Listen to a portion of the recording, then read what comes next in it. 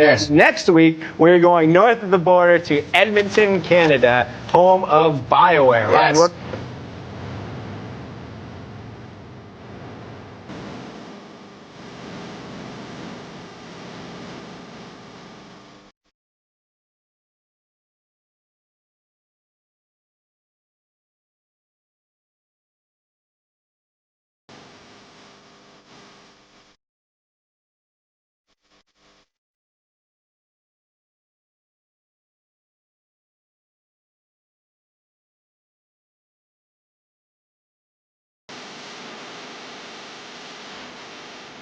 Excellent. So it is, let's see what time it is. It is apparently 10:53 p.m. It's the night before the show. So that's Wednesday night for all you people. And we're at the airport. But not the Edmonton or the San Francisco airport. We're in fact in Seattle. And we're stuck here. And we have a choice to make as you pan over and see Ricardo and Tyler. let's go. Hi, everybody. We're all trying to figure out a way home. It's like right now, you know, we got the inside scoop from one of the pilots who was actually a fan of GameSpot, so thank you very much. And he gave us the 4-1 that basically, that these people aren't getting home.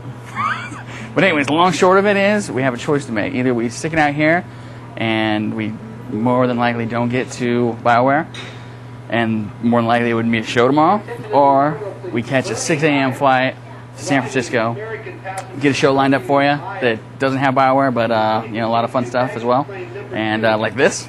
And I think that's what we're going to do because, it doesn't look like we're going to get there because it's like -4, and apparently, -4, and they don't call it hail apparently in Canada. They call it freezing rain because it sounds more deadly. Freezing rain. But the cool thing was the pilot actually did try to get us up there. He actually flew from Seattle to Edmonton. Oh, actually, I guess we didn't get quite to Edmonton, but he got close and realized that it was too far of a crazy predicament to try to land. So that's our little stint from here at the Seattle airport. We're going to go see about getting a hotel and flying out of here at 6 a.m. So hopefully this will be on the air tomorrow, and we'll be live from the San Francisco offices. So sorry for any of the problems. Peace. So that was a pretty good explanation, huh? That was a great explanation. And here we are in San Francisco. San Francisco, this isn't Canada at all, is it, Ryan? No, this is definitely the neighbor to the south of the Canada. That was a great trip, though. That was a really fun trip. That was like we all learned something. I taught you the difference between hail and freezing rain. Yes. See, freezing rain is where it's warm enough in the atmosphere for it to rain, but it's cold enough on the ground so it freezes. And apparently that's okay for a plane to land in, but it's not okay for a plane to taxi in it, and that was the big problem. And yeah, the streets were closed, all kinds of fun stuff. Oh yeah, customs, everything. But never you worry, we got the awesome show already lined up for you. We actually hooked up with our guys from BioWare on the phone a little while ago.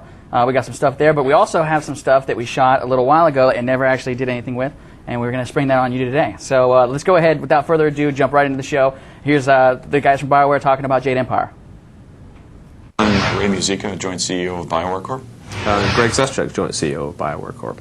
I think what we've done right is we've been really lucky in hiring the right people, and they've been really loyal to us as a company as well. So they've stayed with us over the years, and as a result, we're able to continually apply the lessons learned from previous games to our future games. So the people at BioWare, they're really hardworking, they're smart, they're creative, they're passionate, and we have a really low turnover rate. It's less than 3% annualized over 10 years. So they just keep on, every game we're trying to make better than the previous ones. So, and they're working really hard at that. Yeah, and a big part of our job is to make sure that the environment in which BioWare makes games is really collaborative and people really like it. So that's one of the things that I think's worked over the years is that the people working here are, they form the lifeblood of the company, and then together as a group it all works really efficiently, and people are really happy helping each other, helping other teams, helping other projects. So that sense of collaboration really helps all of our games. I think one of our more goals, really simple goal, is just to try and make each game better than the previous ones. So we're trying to do that with Jade Empire, trying to make a really exciting martial arts action RPG. Yeah, I think when we started out, we didn't have any specific goals on what we would do or how big we would grow or how successful we would be. I mean, it was very, very straightforward. We just tried to do a good job, and that was, I think what was guiding us and still guides us, and really just trying, as Ray said, make every game better than the last. Just keep trying to do a good job with how the company's managed and how the games are done. We're also trying to adhere to our 2 core values. One of them is quality in our products, one of them is quality in our workplace. So we're trying to make the best games in our category in role-playing games, and we're also trying to make the best workplace possible. We're trying to make a place where people can feel it at BioWare like they're making a career, not just having a job. I think the thing about Jade that really compelled us was was the whole package. I think when we step back and look at it, and one of the things we try and do when you're making a role-playing game, you want to create a really exciting role to play. And you go, I would love to be a martial arts master. Can't quite manage it in real life, but in a video game, I think I can do it. And then tying into that all the things that would be really interesting about that you read about in ancient Chinese mythology or classic literature, seen in martial arts movies, all those things seem really exciting. And so it was like that idea of role playing the martial arts master, and especially having the action based combat as well. That just for us was really compelling. I think we wanted to wait till we had what we felt was the right technology platform in Xbox. We think that's advanced and it can allow us to achieve the design goals we have. Also having the right experience within the company to build a new world, a new intellectual property. The Jade Empire is a brand new world that's created by BioWare, so we wanted to make sure that all the folks here actually had the experience working within existing licenses in order to know what kind of things they'd want to apply to Jade. And we also wanted to make sure that we had the right, I guess the community, out there, our fans, make sure they was receptive to the idea. And we're pretty sure, based on the recent success of movies that are kind of set in a similar kind of environment, or the increasing interest in Chinese mythology and martial arts and so on, that Jade Empire is an idea that can really be successful. So we wanted to wait until all three of those things took shape. And really, the key to balancing that, like any other game, is testing, playing it.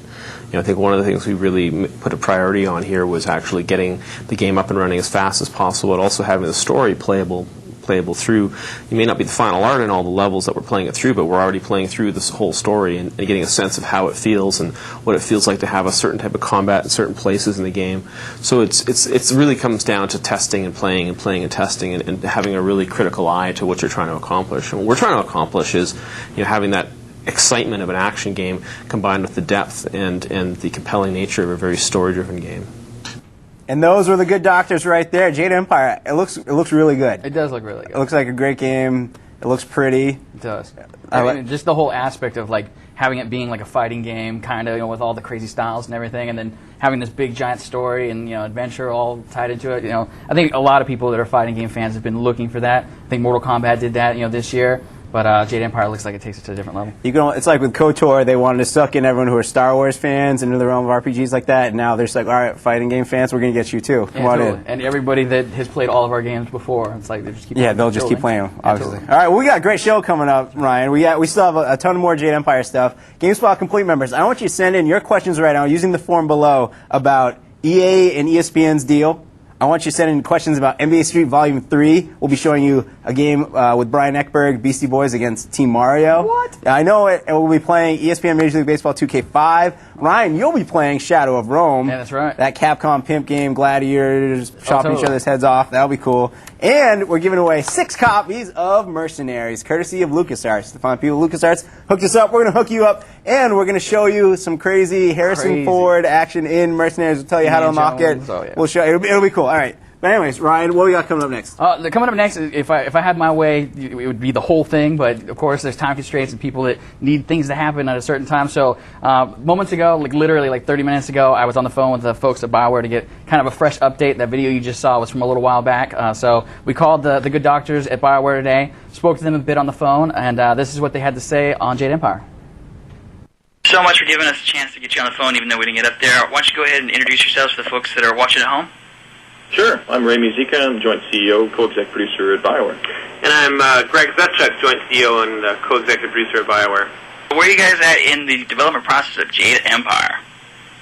It's going really, really well. We're getting really close to the end of the project, and we're in a really fun part of the development cycle right now, where the team working really hard on Jade Empire is able to spend a lot of time kind of balancing and fine-tuning and iterating and just really making everything as good as it possibly can be. And Jade Empire is looking fantastic. The quality of the game is we're really amazed every time we play it. It's really fun.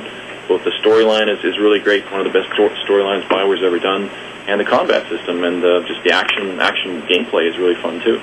From the moment we announced it last week that we were coming out to see you guys this week, we got a ton of questions, so we picked through them. Of course, we don't have time to go through all of them, so we picked out the ones that most represented all the questions that we saw. Let's go ahead and start off. We broke them out a little bit by game title. We're going to start off with the questions that we got for Jade Empire. This one comes from Andrew Burwood. When will Jade Empire actually ship in the UK? I think what we're planning with Jade, we're doing a really really close integration with Microsoft. They're the publisher for the project, and we have dedicated people here on staff to make sure that Jade comes out worldwide as close together as possible. We've got a lot of people working really hard on that. Nothing official is announced, but keep your eyes open. You'll probably see some information on it shortly. Excellent. So Jim Merchant from Stafford, Texas wants to know, he's got two questions about Jade Empire. What is the combat system going to be like, real-time or turn-based? And his second question is about Xbox Live integration with Jade Empire. Are they going to be downloadable content plans for the game? Sure, I can take the first one at least. And the combat system, Jade Empire, it's real-time action combat, and it's really exciting for us because it's integrating motion capture data from martial arts masters as far away as mainland China, and really exciting actually. The gameplay is very fluid and smooth. It's basically action, button press equals action, and you can pause the game at any time still if you want to actually pause and stop and think a little more strategically about your tactical options coming up. You can change styles you're in, you can change the enemies you have targeted. There's over 30 fighting styles in the game, martial arts styles, magical styles, weapon styles, transformation styles. So there's a lot of range of options, and it's playing just really great. It's going to appeal to action fans a lot, we think, but the storyline and the fact you can pause it any time will appeal to the RPG fans too. And there you have it, Ray and Greg. That was moments ago. Thanks again for you guys joining us on the phone earlier, and thanks again for all you GameSpot Complete members who sent in your questions. And there were some of the questions there. For the rest of the questions that we got a chance to ask them, we're going to be putting that on the Jade Empire game space after the show, so be sure to check there. But yeah, it was good talking to those guys. There's actually like about 10 minutes more, if not a little bit more than that. And one of the cool things I didn't get a chance to sneak in there, but I'm going to sneak it in now. Sneak it. Is they wouldn't say what it was, but they did say besides Jade Empire and the Dragon Age, they do have a third project in the works. So it's like, who knows? There were some questions in there about the KOTOR series. So who's to say? Who's to say? That's cool. So tune in for all those questions. Send in your questions for the rest of the show. As we said, EA, ESPN, baseball, Red Sox, NBA Street, Mercenaries, Shadow of Rome. Send them in right now using the form below. We'll get them on the show. It'll be great. We got one piece more of the Jade Empire fun for you guys. We got a little piece that we shot last time we were up there as well. This was with the sound designer and some cool stuff here. So let's go ahead and roll that clip and check it out. Okay, so this is our sound booth, sound room. This is Mike, one of our audio engineers, who will be recording for us today. And this is where we do our recording of our voice actors for demos, some in-game stuff. And we also do a bit of Foley in here. That's what would explain the wind chimes and things like that. And we've got April in here. Right now we're going to do a little bit of recording of some knockbacks and other things to increase the volume of our sound set, to make it larger and give us more variation. All right. So, April, when you're ready, just go ahead with the pain grunts. Okay, a whole series of them, and then we'll cut and we'll move on to the knockbacks. Okay. Ready out there? Ready. Okay, here we go.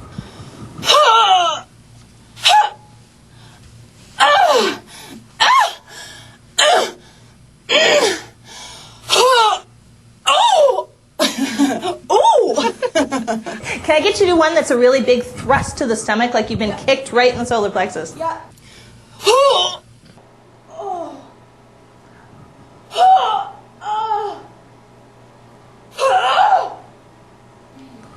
Perfect. Okay, then we'll move on to the knockbacks.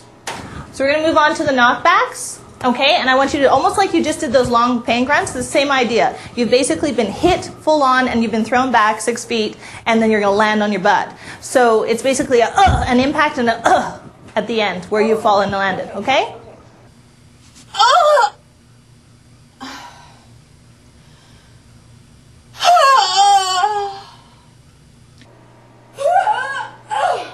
And then do one more that's a bit more grunty, like it's just like full on, like deep stomach pain. Good, excellent. And can I get you to just do the 3 levels of death? I just want to give us a few more options for the deaths. The 3 levels of death. Yeah. So a shorter one that ends a bit gaspy, and then the 2 slightly longer and slightly longer. Okay, great.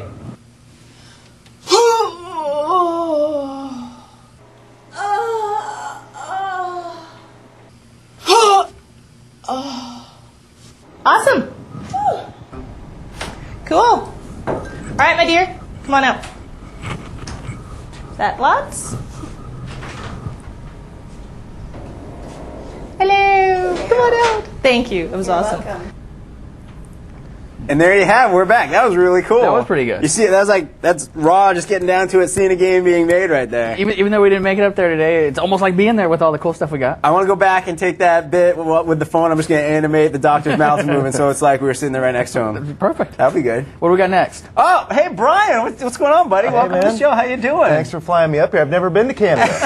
It's great, isn't it? It's a lot warmer than you Yeah, think it looks would a lot be. like America. Doesn't it? Yeah, sure Well, Brian's here. You're here to talk to us. We're going to demo some games in a second. As you said, NBA 3 Volume 3 and ESPN Major League Baseball 2K5 or 2K6? 2K5. 2K5. Yeah. Thank you. But first, Ryan. Yes, sir. Why don't you start a little conversation right now about what happened earlier this week between EA and ESPN? For those of you following the news on Monday, and Brian will give us the big scoop, ESPN and EA, they announced what kind of crazy deal? Yeah, a 15-year exclusive deal. So EA is going to have ESPN, that broadcast presentation rights for the next decade and a half. Wow. It's an unbelievable deal. It's like the hits keep coming for EA Sports, and it's a serious blow for Take-Two and Sega, unfortunately. But looks like for the next 15 years, we're going to have ESPN working into the EA Sports games. Now Sega Take-Two, they haven't said anything about what their plans are at this point. Well, there's been a couple rumors about, nothing about their football game yet, but there's been some rumblings about them maybe going after an MLB license, a Major League Baseball exclusive license. But, right now that's just conjecture at this point. It just seems to be what people are talking about so far. There's a great story in GameSpot News right now where a whole bunch of analysts breaking down this deal. And I think there's a quote in there that said that where Take-Two or whoever said that losing the ESPN license isn't as big a deal as losing the NFL license. And the thinking being that they can, even before they had the ESPN license, they had some pretty good presentation values. They had those guys in the NFL 2K series were great. The announcers, they were fantastic. I don't necessarily agree with that because I think the ESPN games by Sega were so sharp and so successful. I think it's a big step back for them. So it's a great win for EA, though. It's a huge deal, no doubt about it. What do you think this is going to mean next year for us? I mean, right now, aren't you doing some kind of playoff action? Yeah, I mean, we've got, we're doing an NFL playoffs action where we're sort of simulating each weekend's playoff matchups, and I'm thinking about it, and it's like, well, I have to do two games, this weekend, and to simulate the Super Bowl with both games. Next year, it's going to take half the time. I'm trying to be optimistic about things, but it's just one less football game. Now, obviously, the ESPN deal affects Sega and Take-Two's entire sports line, because there was ESPN NBA and ESPN NHL. So they're really going to have to start from scratch with their entire line. Wow. So I want to go on the record that I don't believe that ESPN will still be a hot commodity within the next 15 years. I think it's been going downhill since the late 90s. SportsCenter is kind of lame. Recently, they had Kid Rock performing live on SportsCenter. It doesn't feel as witty or as sharp as it used to, their flagship program. And as they dilute the main ESPN with extraneous sports, and instead, I don't like ESPN as much as I used to. Basically, You just miss Greg Kilborn, though, right? I miss Kilborn. I miss Overman. I miss. It used to be a lot better. well, let's face it, Linda Cohn is not getting any better looking. That's for sure.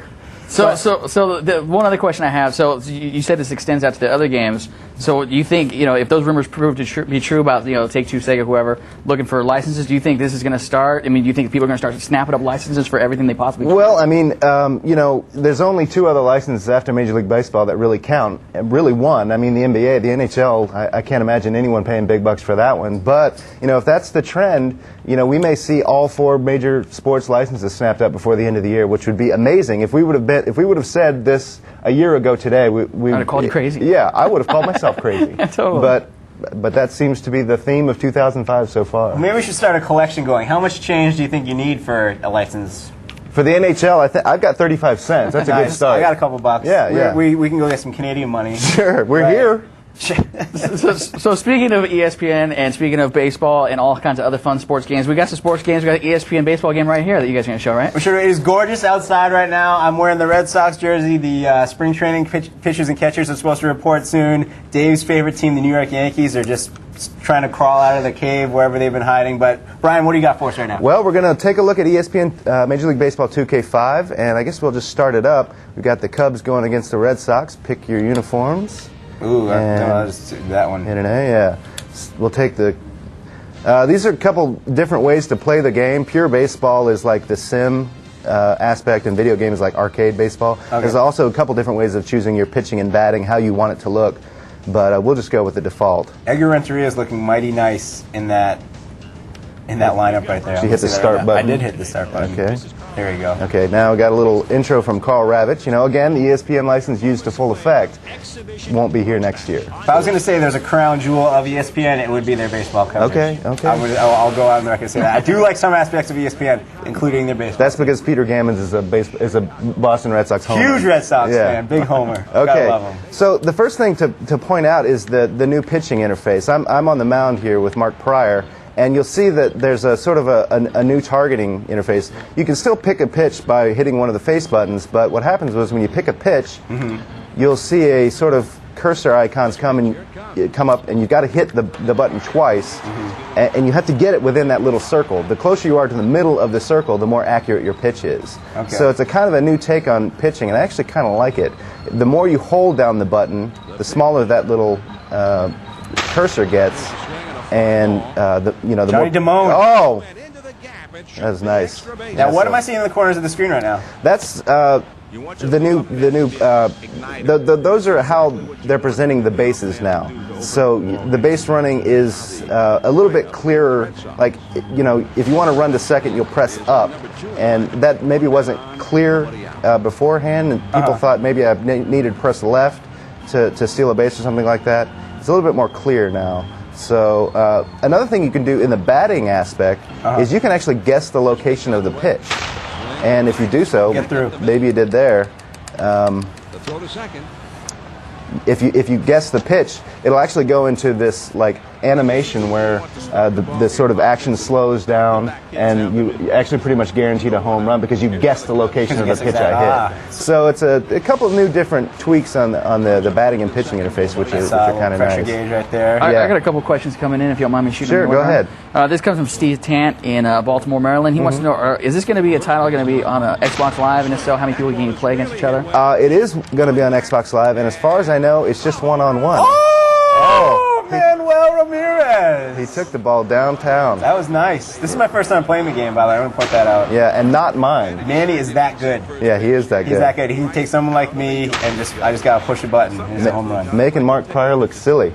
Not to keep going. It's cool, Ryan. Give us some questions. Not to get you guys way off track, but like I'm looking through these questions here, and there's a ton of them all about this EA ESPN deal. Yeah. I'm just gonna throw a couple out at you. This comes from Alex in Indiana. He wants to know, does the ESPN deal mean that we won't have any John Madden in Madden football? Well, you know, EA has been pretty, they've been pretty adamant that, John Madden isn't going anywhere. John Madden will be in next year's game. But, personally, I think that the way is set. They're going to, John Madden, I don't think is going to be in the series forever. They have all this great, in-house talent now with ESPN that it seems to me to make sense that they don't have to necessarily rely on the Madden name anymore. Gotcha. And, here's another home run, by the way. But, yeah, I don't think, if I had to make a guess, I'd say Madden won't be in the series much longer. Okay. But it's just a guess. He's getting a little old, too. Yeah, there's only so many ways you can say, like, boom, before it gets... As long as they don't replace him, who's that guy? Paul Aguirre. As long as they don't replace him with him, I'm fine. Yeah. Well, they may. Joe Theismann and that guy. I like Joe Theismann. He's cool. The third guy, he's cool. But that Paul guy, Yeah, well, he was a kicker, right? I'm going to cut you guys off, because I know you guys got some BC Boys on deck, right? Oh, we do. Definitely. Yeah. Here, actually, Ryan, you keep talking while I switch these games around. All right, I'm going to look through these questions for you real quick, Brian. Sure. This comes from Spencer out of Texas. Why is EA taking over every aspect of the sports gaming industry? Why are they eliminating the competition? Competition is good. It is what drives creation and great product. Why are they not listening to public opinion? Do the public we matter anymore? Do you think? Public opinion probably doesn't matter as much as EA's bottom line. And in all honesty, whether you think this is a good deal from a competition standpoint, it's a great deal for EA. And I think it's good business for them. If I was in their position, I'd be looking to do the exact same thing. Gotcha. Maybe it's not something that will please game fans, but they're looking at it from a business standpoint. They're not in the fun business; they're in the money business, and this will make them a lot of money and raise their profile even further. Now, speaking of raising profiles, we got the GameCube version of NBA Street Volume 3 up here.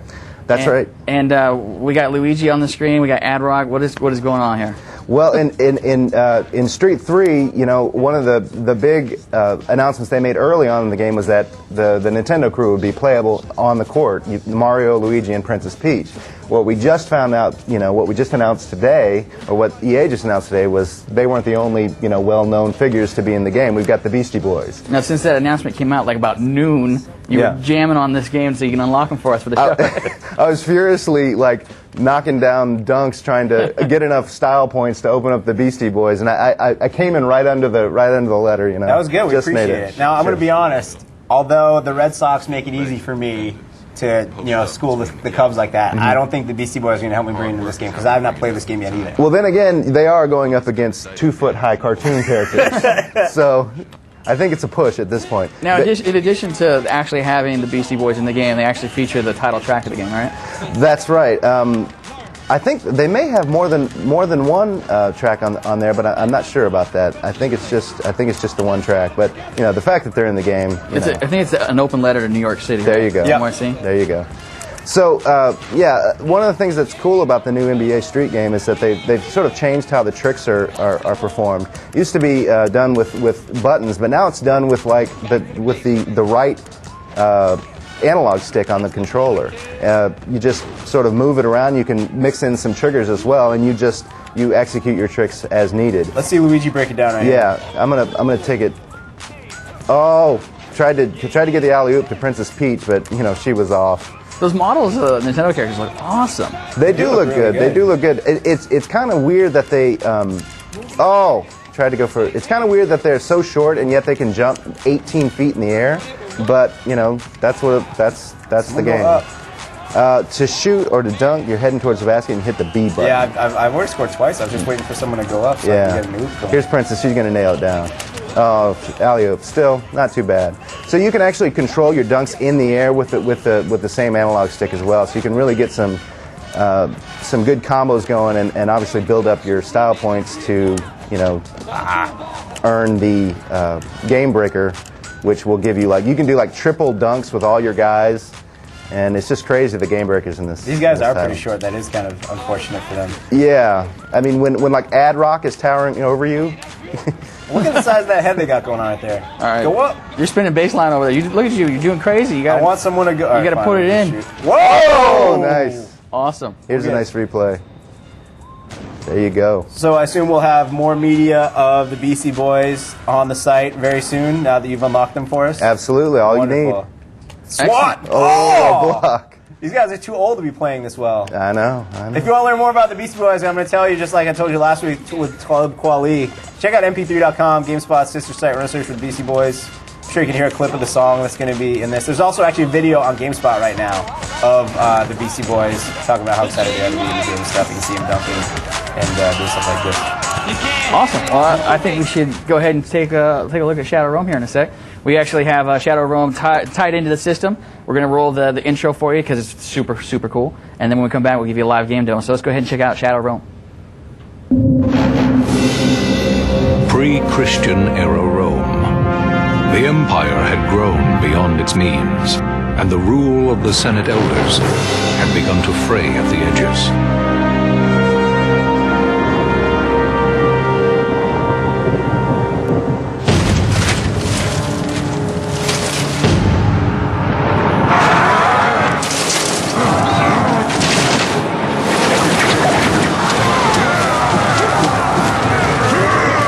The people of Rome were exhausted, continually defending her from hostile neighboring states.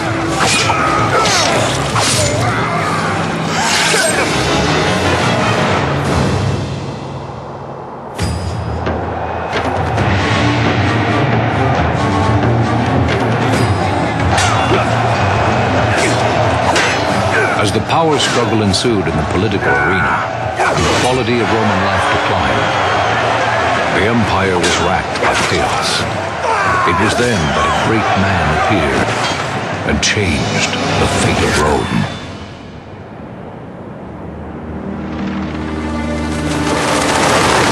Julius Caesar, the most celebrated hero Rome had ever seen.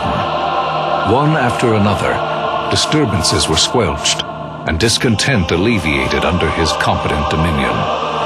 With the rule of Julius Caesar, all who inhabited Rome waited hopefully for the coming of the Pax Romana, or peace of Rome.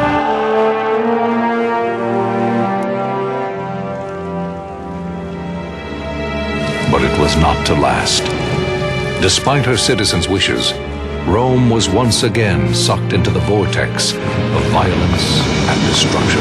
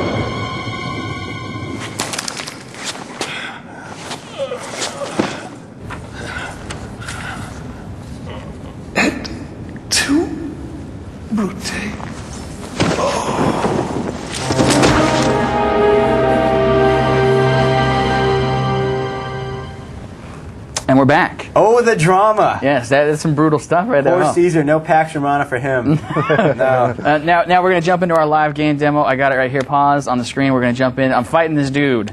And it's Mighty Thor, isn't it? Oh, this guy right here that I'm fighting? I think that's what Ricardo said his name was. The big guy? He is a big guy. He is huge, and he's got that big giant... do they call the big giant maces something other than big giant maces? You can call it big giant mace. Excellent. It's a big spike club. But all right, so right now I am weaponless, but that's okay because there's stuff all over here. So I'm gonna run up and pick up this cool sword, and then I'm gonna lock in using the R1 button. But you can see, I mean, the game is super cool because for those of you that don't know, Shadow of Rome actually is kind of 2 games in 1 almost. You're looking at like the action portion of it. There is a second character, Octavius, who you play, and it's all about stealth. Oh man, I don't want any part of that. Stick him. I'm gonna. I'm just like, oh no. Oh no. I gotta get out of there. All right. I got my shield up, huh? You gonna fight back? I'm gonna get him. Oh, right here. I believe you. Oh, there you go. All right, cool. He's blocking. But yeah, so here's the action portion of the game, but there is a stealth portion of the game where you're sneaking around. You got to dress in different clothes. You got to listen, eavesdrop on conversations. There's a whole bunch to this game than just running around and using your sword. It does get pretty bloody, as you can see. Yeah, I'd say. And I'm gonna really hit this guy, I swear. There you go. That's what Sting combo. Roman Spotlight.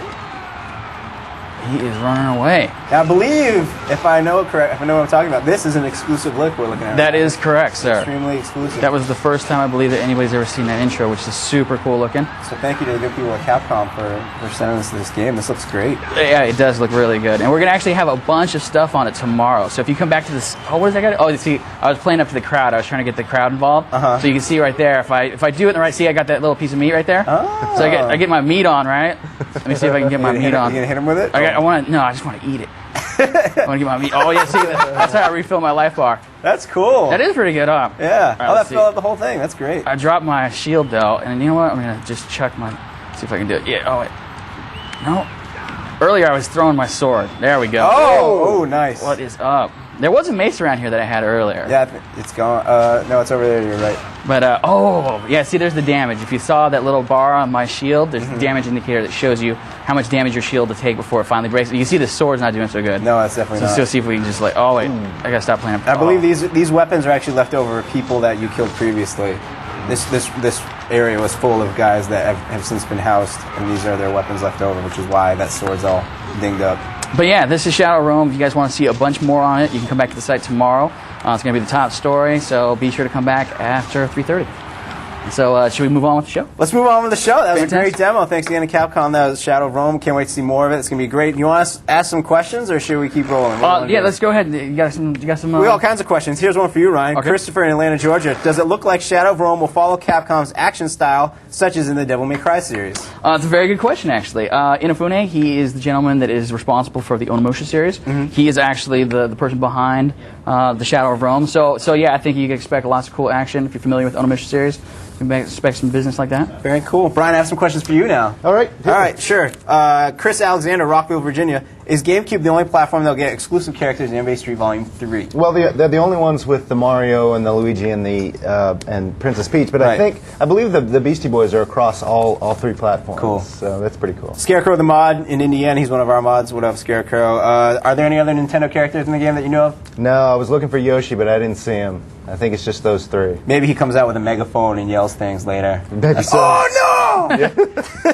Scarecrow had that really good. He had one really good bio question that we asked, by the way. Oh, he did? Yeah. All Thank right, you. cool. Sweet. Do you have any questions over there, Brian? Yeah, I've got one from a guy, Rack, in Toronto, Canada, just across the way from here. That's right where we are right now. Right, We're really near Toronto. He's got a question for Major League Baseball 2K5. How does the pitch system work for multiplayer? How will the pitching work for split screen if the batter can see where the ball is going to go? Well, you can actually hide your pitch location using the trigger button on the controller, so you can fake the guy out. I saw that it'll put like a fake crosshair there, Yep. and then I'll go And chasing then, that. Yeah, you're working blind at that point, but Or I'll completely ignore it, and Manny Ramirez will take you a yard. yeah, 426 I was hiding pitches all over the place. That's good.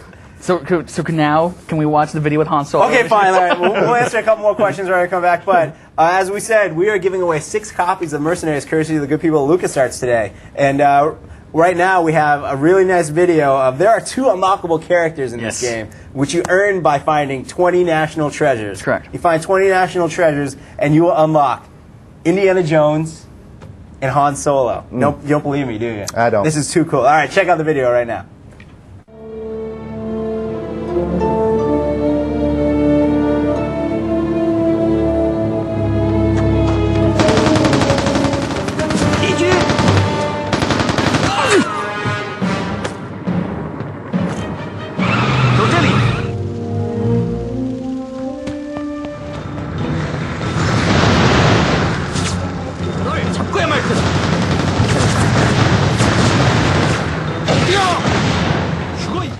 And that is the greatest footage ever. We are back. Mercenaries, it's a great game. Got an 8.8. Everyone should be checking it out. And now that you can play as Han Solo and Indiana Jones with an AK and a bazooka. Forget the whip. Yeah, sure. Who needs it? You just blow everyone up. That's cool. So if you want to win your very own copy of Mercenaries, we're giving away 6 of them. 3 PlayStation versions, 3 Xbox versions. Ryan, give me a trivia question. What do you got to do to unlock Han Solo and my good man Indiana Jones? What do you got to do? All right, do that. Answer that question. Send in your full name and your full mailing address, and you will win yourself. The first 6 people who do so correctly will win themselves a PlayStation 2 or Xbox copy of Mercenaries.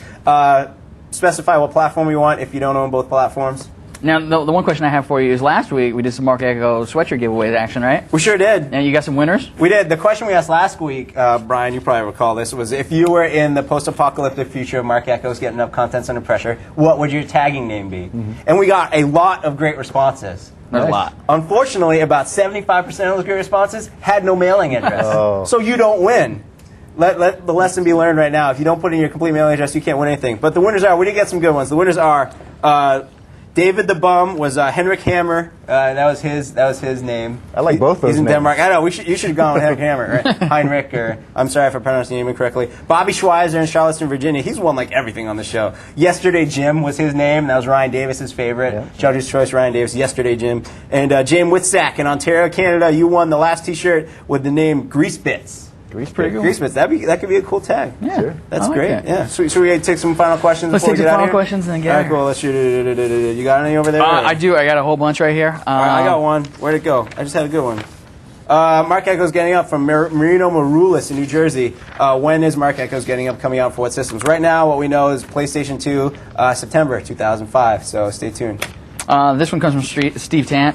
He wants to know if there's going to be any online features for Jade Empire, like co-op or online or any of that kind of business. You'll hear once again if you check after the show. We'll have the full length BioWare interview on the game space. Talking to them on the phone, they actually said there will probably be more than likely none of that, but they did say there will be unlockable content. It won't be any form of like downloadable content, but they said there will be stuff in there. Very cool. Do you have anything over there, Brian? No, that's it. All right, Scarecrow. Is this his 3rd question he's getting on? He wants to know what's the Gizmondo, Ryan. You know what? I'm not even going to tell him about the Gizmondo because he can just go over to GameSpot Hardware. If you look at the CES coverage, you'll see a whole page of videos. One of those videos is somebody telling you all about the Gizmondo, showing it off and playing it. So if you want to see and hear all about the Gizmondo, pop it over to GameSpot Hardware and check out the CES coverage. There's a great interview with Will Wheaton over there, too. Yeah, and there's actually a great interview about the SanDisk, the little memory stick duo things, Pro Duos that are coming up for the PSP. So there's all kinds of good stuff. All kinds of good stuff. Absolutely. This is a really good show. It was a fun show. I love it. Show. Brian, thanks for coming by, buddy. Appreciate it, guys. Yeah, now, thank you so much. the playoffs are still going on in the NFL. We what's the see deal? more coverage tomorrow. Yeah, we're going to be doing the conference championships, Eagles, Falcons, and Steelers and some other team. Oh, some I other forget team, who. right, yeah. So we'll be simulating those and check it out this weekend. And who are should you be fun. picking? I got to go with the Falcons. I'm going with Vic, and I'll throw you a bone and say the Patriots. Throw me a bone, you a bone. honestly. Patriots, Eagles. I'll say Patriots, Eagles. Cool. Ryan, Excellent. do you want to send us home? You say the thing so good, though. Dude, all right, go. I'll do it this week. So, from us here at the GameSpot Live Studios, and not in Canada, but we'll get there someday. Thanks again to the guys at BioWare for helping us out and trying to get us up there. We'll do that. But for everybody here, for the whole crew and everybody over there on the edit side, I'm Ryan MacDonald. And if you want to see more of Han Solo and Indiana Jones, check out the Mercenaries Game Space. I'm Rich Gallup for Brian Eckberg. We'll see you next time right here on The Spot.